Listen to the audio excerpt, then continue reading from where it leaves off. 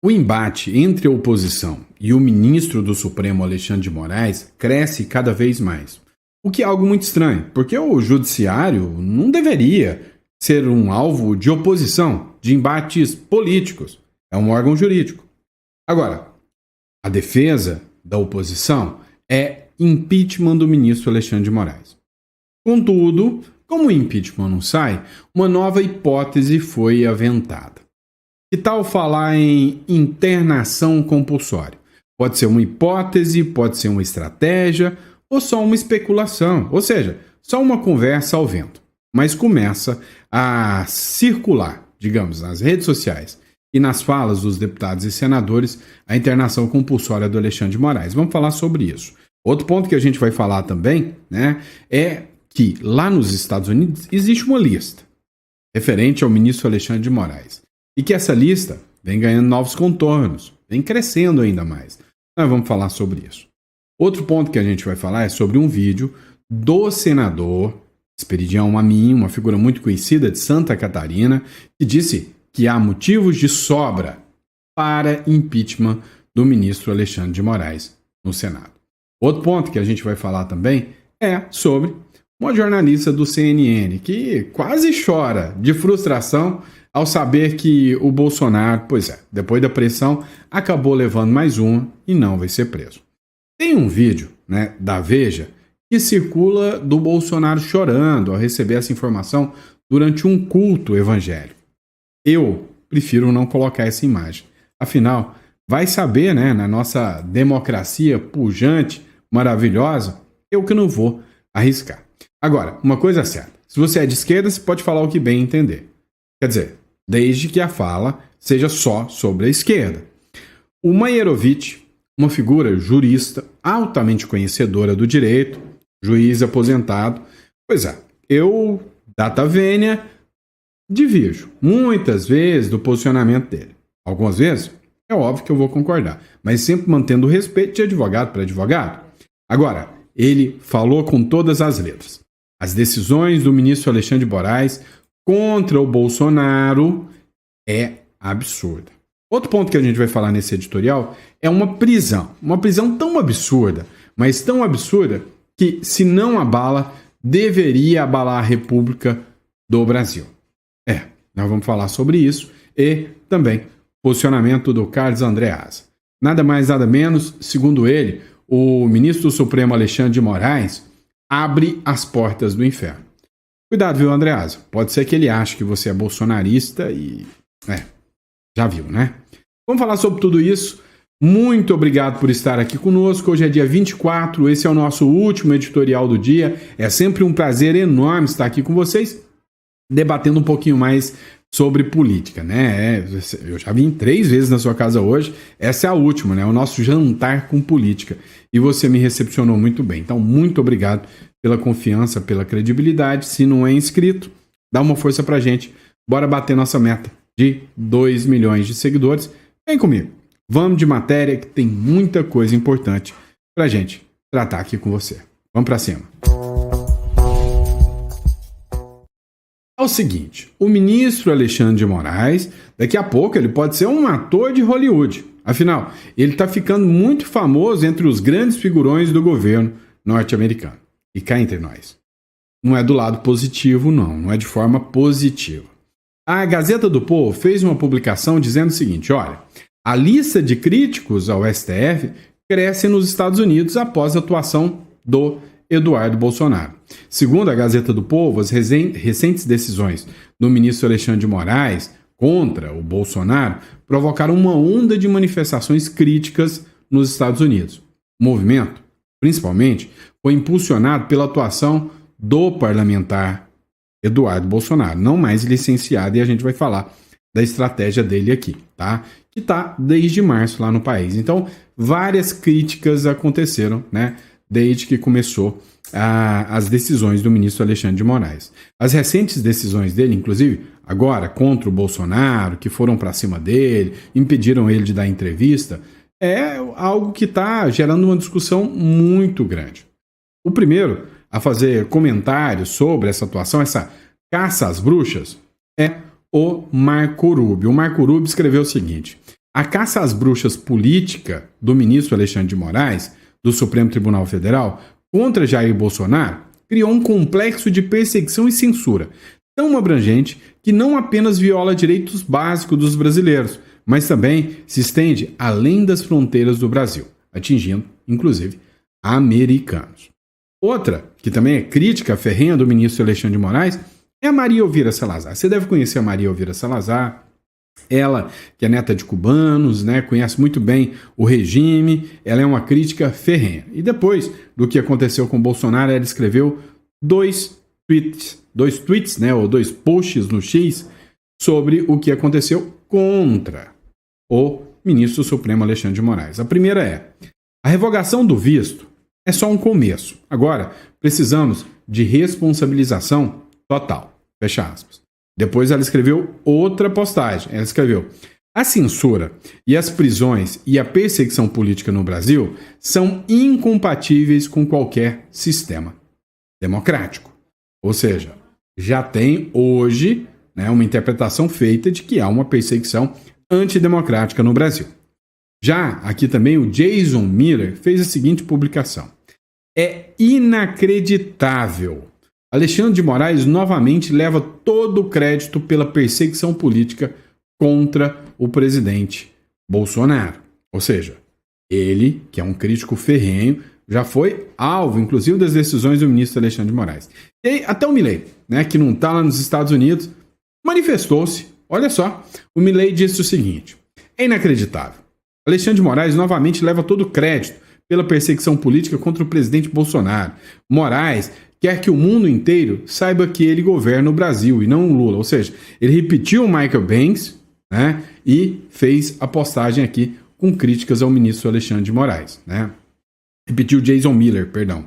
Aí tem o Mike Banks também, que diz, né, que o Brasil simplesmente teria o Bolsonaro como presidente se não fosse a atuação da USAID, né, nos Estados Unidos, né, através da justiça brasileira. Ele escreveu o seguinte, ó: a justiça brasileira deve chegar ao Brasil, né, republicando uma nota aqui que fazia críticas. Outro que a gente precisa falar é o Steve Bannon, talvez uma figura um tanto quanto mais polêmica e apoiadora, né, do Donald Trump, nada mais nada menos do que conselheiro e aliado do Donald Trump. Ele escreveu o seguinte, abre aspas: somos grandes apoiadores do movimento Bolsonaro, desde que o conhecemos em 2017. E acho que a manifestação mostra que o presidente Trump está totalmente ciente do que está acontecendo. E aí tiveram autoridades da Europa também que se manifestaram, né, a favor do Bolsonaro e contra o ministro Alexandre de Moraes. Uma delas que a gente pode falar é o Viktor Orbán, né, da Hungria, ou seja, a Meloni também. Então, assim, parece, né, que o discurso, a narrativa vem ganhando novos contornos, né, ou seja, parece que a narrativa da esquerda contra Bolsonaro vem perdendo um pouquinho a sua força. Agora, no próximo bloco, seria uma alternativa da oposição, um ataque à oposição? Vamos falar sobre medidas restritivas, né, ao Alexandre de Moraes, como, por exemplo, internação compulsória. Será que isso é possível ou é só mais uma bravata? Vamos falar sobre isso. Pois é, numa entrevista ao canal Paulo Capelli, lá do Metrópolis, né, o senador Flávio Bolsonaro falou que o Alexandre de Moraes é um caso perdido. Né? Nesse bate-papo, ele afirmou o seguinte: olha, uma coisa que poderia ser feita era internação compulsória para o Alexandre de Moraes. Segundo o Flávio Bolsonaro, Alexandre de Moraes não tem que ir nem para a cadeia, é internação compulsória porque pode não estar dentro da sua consciência, né? Ou seja, a sua sanidade mental não pode estar tão boa assim. É lógico que isso soa mais como uma bravata. Quem determinaria isso em relação ao ministro Alexandre de Moraes? Mas escuta o trecho que o Flávio Bolsonaro falou aqui. A gente sabe que o Alexandre de Moraes, o que ele quer desde o início, esse processo que meu pai está passando, que não é um processo, é um linchamento, é uma perseguição, está com a sentença pronta muito mesmo antes de começar. Todo mundo sabe disso. E eu acho que o Alexandre de Moraes precisa sim de uma ajuda profissional, Capelli. Ele está precisando, ele não está nas suas faculdades mentais normais. Eu acho que ele precisa de uma internação compulsória. É uma pessoa que está obcecada por Bolsonaro que atropela a Constituição a todo momento para atingir o seu objetivo de prender o Bolsonaro. E sabe aquele cara que é viciado em crack, em que não está mais em condições de decidir se ele tem que ser internado ou não, a família tem que tomar uma decisão por ele para fazer uma internação compulsória? Eu acho que o Alexandre de Moraes, a minha percepção, é que ele está nessa fase. Ele não percebe mais que ele está doente. E caberia a família, fica aqui a sugestão para a família do Alexandre de Moraes, pede para ele tirar uma licença, vai procurar um psiquiatra da confiança dele, um psicólogo, fazer uma terapia. Eu já fiz terapia também, é importante, funcionou muito para mim, né? Te abre os horizontes ali, você consegue entender o que é que, no fundo, acaba te motivando a tomar algumas iniciativas na sua vida, muitas vezes que você, em condições normais, não tomaria. E infelizmente o que está acontecendo é que ele está com essa obsessão, ele parece que não tem mais nenhum processo na mão dele no Supremo. O país está aí com seríssimos problemas, com o Supremo toda hora tomando medidas que no meu ponto de vista também interferem no executivo, interferem no legislativo, e esse processo com o Bolsonaro é conduzido por ele de uma forma muito covarde. E aí, concorda ou não concorda com o Flávio Bolsonaro? Coloca no comentário. Agora, a medida alternativa à internação compulsória é o impeachment.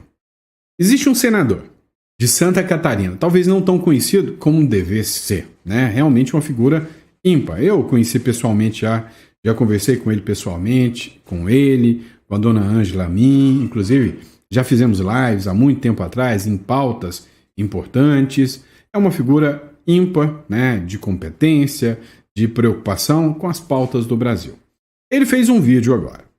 O título do vídeo é Os Motivos para o Impeachment de Alexandre de Moraes. Escuta esse trecho. São os fatos que fundamentam o pedido de impeachment do senhor Alexandre de Moraes. Número 1, inquérito 4781, o inquérito do fim do mundo. É uma verdadeira inquisição.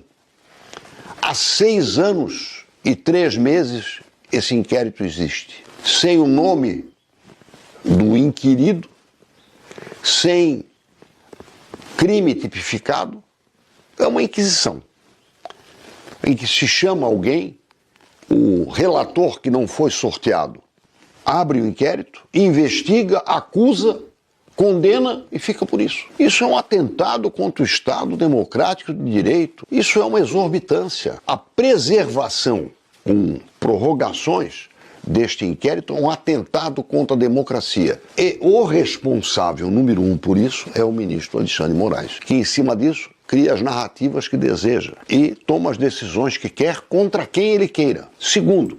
Vamos lá, só para lembrar do primeiro, houve a abertura de ofício, o que é vedado pela legislação brasileira, e não pelo ministro Alexandre de Moraes, mas pelo ministro Dias Toffoli, que nomeou o ministro Alexandre de Moraes como mentor, né, e relator desse inquérito que nunca acaba. O ministro declarou, numa entrevista ao jornal O Globo, no dia 4 de janeiro de 2023, que havia uma conspiração para matá-lo, sequestrá-lo, matá-lo, liderada pelo Bolsonaro. Como é que ele pode ser juiz do Bolsonaro? Não é só o protocolo de Bangalore, é o bom senso que mostra que eu não posso ser vítima, ou alegar ser vítima e ser o juiz. Ou uma coisa ou outra, porque a vítima acusa, depõe, compete ao juiz ver se ele está falando a verdade. Se não é apenas uma acusação leviana, vítima é uma coisa, juiz é outra. Absolutamente distintas, essencialmente distintas.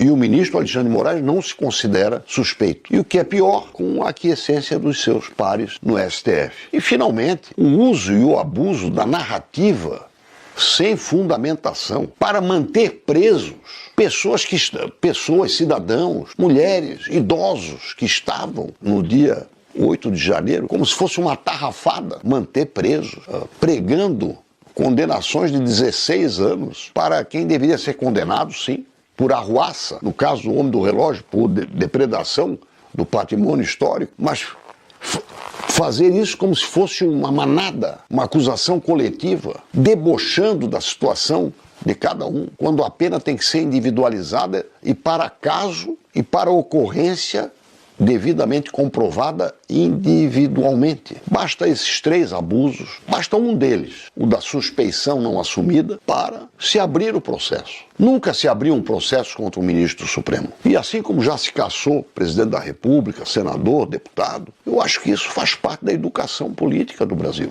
Aberto o processo, eu tenho certeza de que a autocontenção no judiciário vai ser um valor. Repetindo até o que está no livro 11, capítulo 4 do Espírito das Leis, um livro de Montesquieu, que diz o seguinte: o homem investido de poder, o homem que tem poder e ultrapassa a lei, nunca mais vai parar de fazer isso. É mais ou menos como um atleta de salto com vara, que pulou 8 metros, vai pular 8,10, 8,20, 8,40. Não vai mais parar de tentar algo mais forte. A única possibilidade é pará-lo. Alguém tem que pará-lo. E quem tem que parar é o Senado. Quais são... E aí, qual o posicionamento de vocês sobre a fala do Esperidião Amin? Eu sou, do ponto de vista jurídico, totalmente sensível ao que o Esperidião Amin falou aqui. A questão da competência, a questão do juiz vítima, a questão da sentença pronta, os arbítrios e abusos de pessoas que tiveram a sua pena julgada de forma coletiva. Não cabe este tipo de coletivismo numa democracia. Não. Isso está errado. Agora, a turma da militância quer o quê? O Bolsonaro preso. Por questões jurídicas? Não, por questões políticas. E isso não é coisa de democracia, minha gente. Não, olha. Lá, a jornalista do CNN não conseguiu disfarçar até uma frustração. Por quê? Porque o que ela queria noticiar era Bolsonaro preso. Mas a grande questão é que o Moraes não vai prender o Bolsonaro. Jair Bolsonaro não será preso. Essa informação acaba de chegar, essa informação que diz respeito à decisão de Alexandre de Moraes. Após toda a discussão de se ele teria ou não descumprido medidas cautelares, ele que pediu ali, exigiu uma resposta da defesa de Jair Bolsonaro, que argumentaram dizendo: não compreendemos quais eram os limites exatos sobre comunicar-se, sobre se expor publicamente, sobre usar a rede social, mas ter ali a limitação de terceiros fazerem postagens. Portanto, temos, nesta manhã de quinta-feira, dia 24 de julho de 2025, a decisão de o ministro Alexandre de Moraes adverte Jair Bolsonaro, porém não vem acompanhada da decisão de prisão essa mensagem. Era tudo que eles queriam, né? Acompanhar essa mensagem com ordem de prisão. Dane-se, vou colocar aqui. A Veja publicou aqui, Bolsonaro é flagrado chorando em culto evangélico quando saía da decisão de Alexandre de Moraes o livrando da prisão. Peraí, gente. Então, a Veja aqui, ela pode estar causando a prisão do Bolsonaro. Afinal, o Bolsonaro acabou de se expor, né, numa rede social, no Instagram da Veja. Ora, é óbvio, né, que, assim, o Bolsonaro estava em um momento de fé religiosa ali. E a gente imagina que o motivo do choro foi exatamente o momento em que ele teve essa informação. Agora, é tão gritante, mas tão gritante, que até a UOL, né, através do Mairovitch, que é um jurista, um juiz, disse, olha, nem a pau Nicolau vai ser a prisão do Bolsonaro com os argumentos pífios e fracos que foram apresentados. E aí, diga-se de passagem, um militante anti-Bolsonaro defendendo a defesa brilhante dos advogados do Bolsonaro. Acompanha. A prisão preventiva do Bolsonaro não vai sair nem a pau. Não há qualquer possibilidade técnica. E eu vou mais longe. O ministro Fux já fez o contraponto necessário para tirar qualquer pretensão, qualquer decisão no sentido de se impor agora, atenção, agora, decisão em cima da resposta do prazo de 24 horas, então não há qualquer possibilidade. Vamos aos aspectos técnicos. Em primeiro lugar, numa petição muito cuidada, muito técnica, muito preparada e bem preparada, os defensores do Bolsonaro, e ali não tem nenhum jejum em matéria de direito, eles colocaram em primeiro lugar que não houve a intenção de desrespeitar qualquer proibição, qualquer medida cautelar. Veja que com isso se esvazia o dolo, a intenção de revidar, de desobedecer. Mata isso, não existe mais isto a partir do momento que se revela a não intenção, e não existe mesmo. Nos autos não existem nenhuma prova em sentido de má intenção, de comportamento voltado a isso. O segundo ponto, também fundamental, e a defesa alerta e frisa e destaca que Bolsonaro não foi notificado, não teve ciência das medidas cautelares, não foi notificado quando da sua manifestação de ontem no parlamento com a exibição das tornozeleiras. Ora, então ele não tinha ciência. A prova disso? Sim, a prova, e prova muito clara a respeito. Basta-se ver a ordem, o mandado expedido, a contrafé, se existe assinatura do Bolsonaro.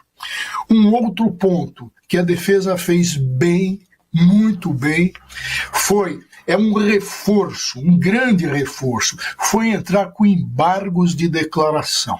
Os embargos de declaração tem por objetivo que o ministro Moraes esclareça eventuais omissões, eventuais dúvidas, obscuridades.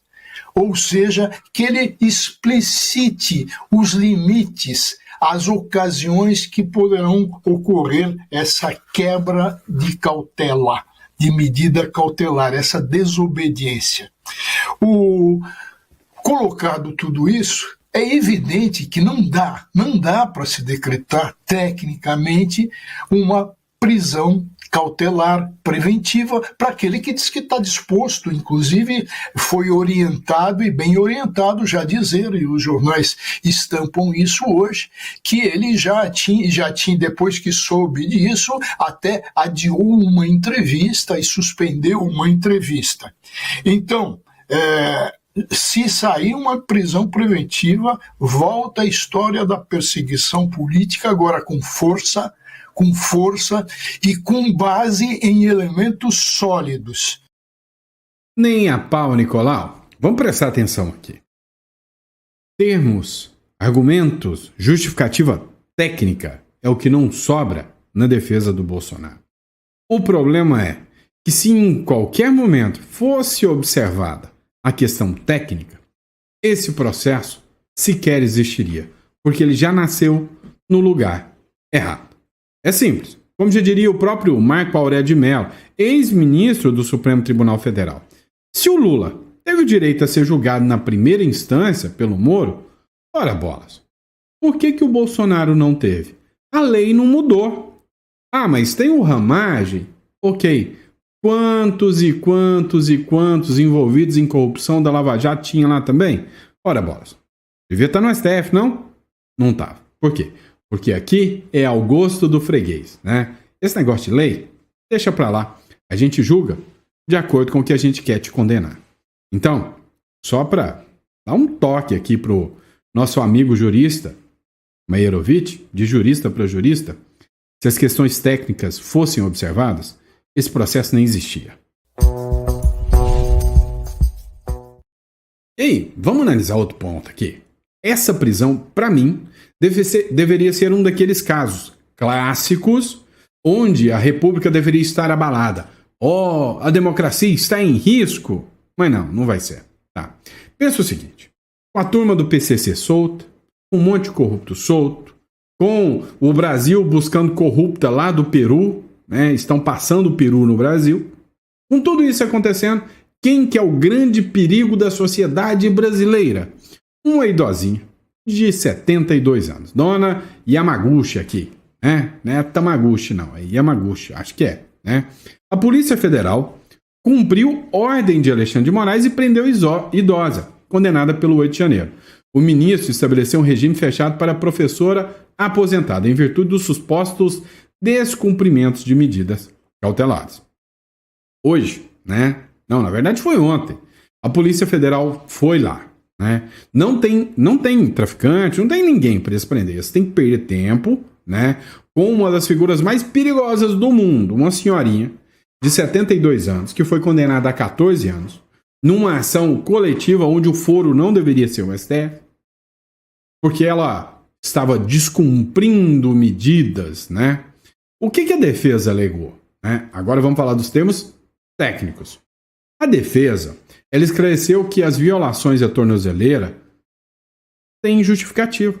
Ela falou que durante os períodos supostos, citados como supostos descumprimentos, há registros, há atestados médicos, há uma comunicação contínua com familiares, trocas de mensagens que estavam indo em médico, testemunho formal dos enfermeiros que elas estavam indo aos médicos. Uma delas que é de cadeira de roda, gente. E aí, o advogado informou, olha, o papel do ministro era ter notificado a gente para apresentar as justificativas. Não, já veio direto à prisão. Ora, o que não falta era justificativa. E aí, óbvio, vou até colocar na tela de novo. Olha a cara de perigo, né? Imagina, isso aqui solto. Que risco que você corre, meu amigo. Nossa, já pensou? Isso aqui é altamente perigoso, não é? Já pensou? Olha a cara delas, né? Essas senhorinhas aqui lutam Kung Fu, podem te pegar e atentar contra a sua democracia. Tá de sacanagem, né? O Brasil tá chegando num nível que, sabe, né? Não dá pra fazer piada, porque piada dá cadeia também. E aí, aos poucos a imprensa tá acordando. E aqui, antes, falar em perseguição, falar em abuso era coisa de bolsonarista. Alguns poucos chegavam aqui e falavam, não, eu não sou bolsonarista, mas eu quero mostrar para vocês que estão perseguindo o Bolsonaro. Não é? Agora, o que acontece? A imprensa está caindo na real. Olha só, o Andreasa, e essa publicação é crédito da Rádio Band News FM, o Andreasa disse, olha, o ministro Alexandre de Moraes está criando um puxadinho criativo. De onde? Da porteira do inferno. Ele disse que esse puxadinho criativo de Moraes estabelece um novo precedente e abre a porteira do inferno. Escuta o que ele falou. Não há previsão legal para proibição de uso de rede social. Isso é uma criação de Alexandre de Moraes. E aí abre a porteira do inferno. Porque se você permite a proibição do uso de rede social, e se isso não tem previsão legal, não havendo base, você vai reformando, vai aumentando, vai acrescendo as limitações, ao ponto da decisão com a qual ele pretendeu explicar o que estava decidindo, abro aspas aqui para Alexandre de Moraes. A proibição ao uso de redes sociais abarca, abro aspas agora, exatamente, as transmissões, retransmissões ou veiculação de áudio, vídeos ou transcrições de entrevistas em qualquer das plataformas das redes sociais de terceiros. Esse de terceiros, esse acréscimo, essa figura, significa, a rigor, e Jair Bolsonaro é o objeto, mas eu estou falando do exercício da liberdade para todos nós, que os precedentes ficam, a inclusão de terceiros nessa manifestação significa, a rigor, que Jair Bolsonaro não se pode manifestar mais publicamente. Porque nós temos... Isso, e coloque Lula no lugar de Jair Bolsonaro. Nós temos um ex-presidente da República que é idolatrado, que é mito para milhões de brasileiros, e que não sai de casa, ele não vai à rua, ele não vai a lugar nenhum, sem ser filmado. Sem ser filmado, e hoje em dia é assim o mundo em que a gente vive.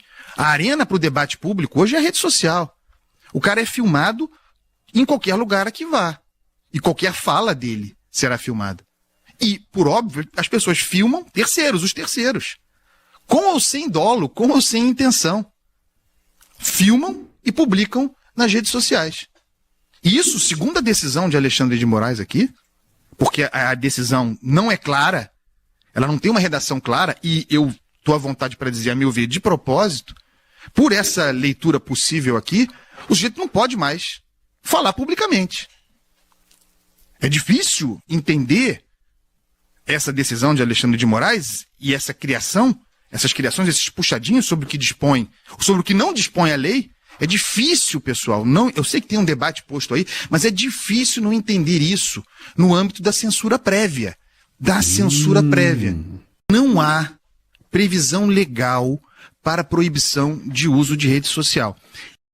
Não há proibição legal para uso de rede social. Isso tem um nome. O nome disso é censura. Pronto. Acabou. E é isso, pessoal. Espero que vocês tenham gostado desse nosso último editorial hoje. Pessoal, você está vendo o avanço acelerado de tudo que está acontecendo no Brasil. Não é nem um pouco brincadeira isso aí, né? Então, vamos lá. Você que está me acompanhando aqui, você já pensou em estruturar, blindar seu patrimônio, criar uma estrutura? Sem contar que já pensou o custo do inventário no Brasil, o quanto você paga de impostos para sustentar tudo isso? Dá uma pesquisada sobre holding patrimonial, uma pesquisada sobre offshore, saída fiscal, para você entender o quanto isso pode te ajudar. Nosso escritório é especializado nisso. Eu atuo com isso desde 2010. Então, para você, tá? Entre em contato com a gente. Eu faço questão de estar acompanhando o seu caso.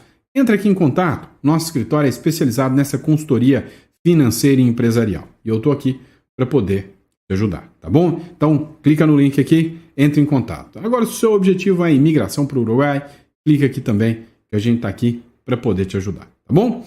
Um grande abraço, fica com Deus e até o próximo editorial.